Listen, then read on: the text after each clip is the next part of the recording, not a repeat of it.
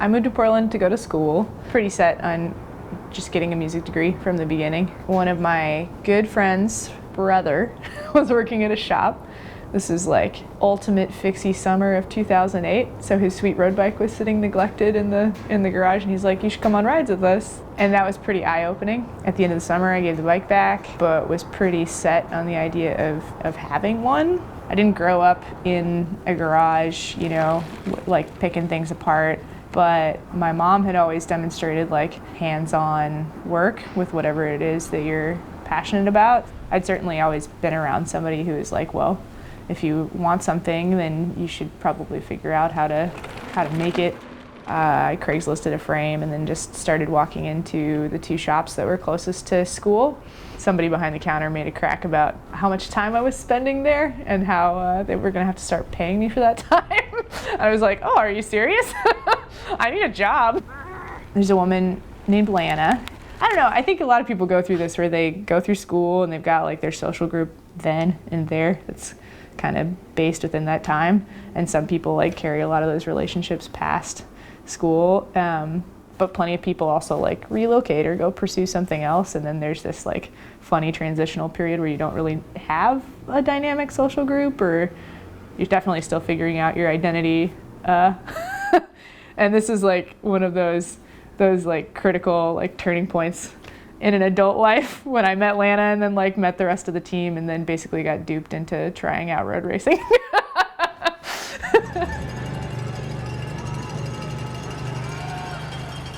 And she raced for what was then called the Ironclad cycling team. She basically lovingly conned me into making friends with the rest of that team, which is a very special, like fun, dynamic group. At the time, it was 4 other new women who were joining the team that year at the same time as me, just organically meeting them and befriending them. Hey, you could just try out this bike racing thing, and there's this whole other little pod of people who are new to it, who are super high quality and fun. My understanding of bike racing was essentially clips of the Tour de France, of course, played live in the bike shop every July, or snippets of the Portland Twilight Crit. You're like, that's not me at all. That's not what my bike riding looks like.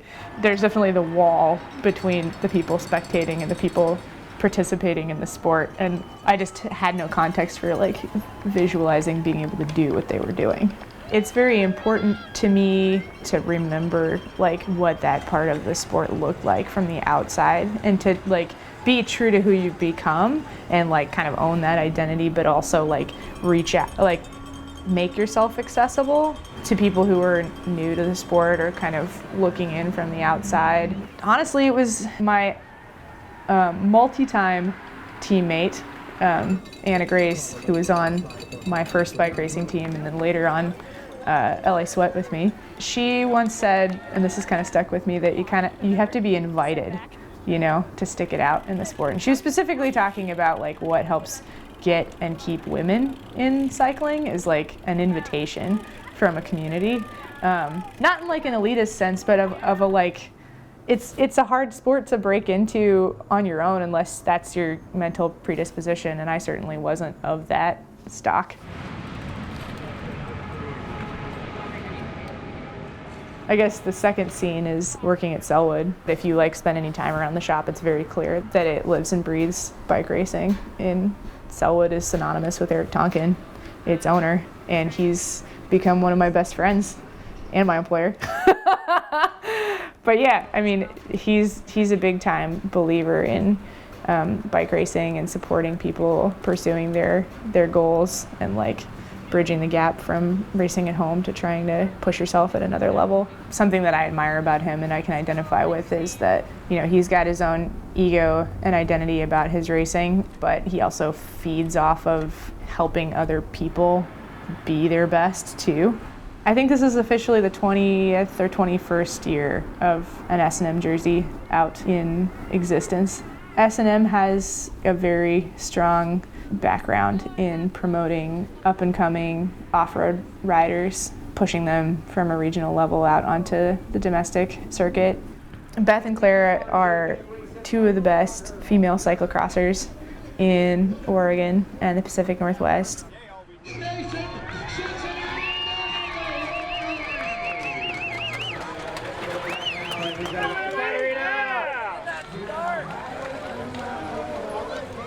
Beth has been racing cross in an S&M jersey for an awesome long time. Clara is a young up-and-comer from Southern Oregon originally who was proving herself from middle of high school up to now. She joined Team S&M formally when she moved up here to start college, and also started working at the shop part-time, kind of dovetailing with her racing and school needs.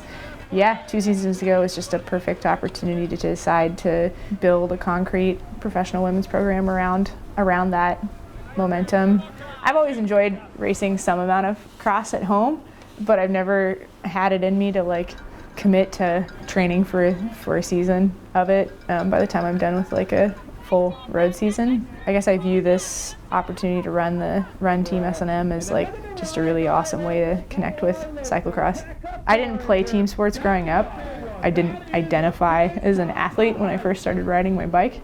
If you grow up doing music within a big group, you get a lot of the same infrastructure and camaraderie, and there's certainly like those elements of like jockeying with each other because you're each working on your own individual talent that contributes to a bigger whole. Through cycling, I've found like this infinite potential to like keep creating something, through every race that you go to. Because I've found a lot of family in it over time. All of my best friends and relationships have come out of this. So.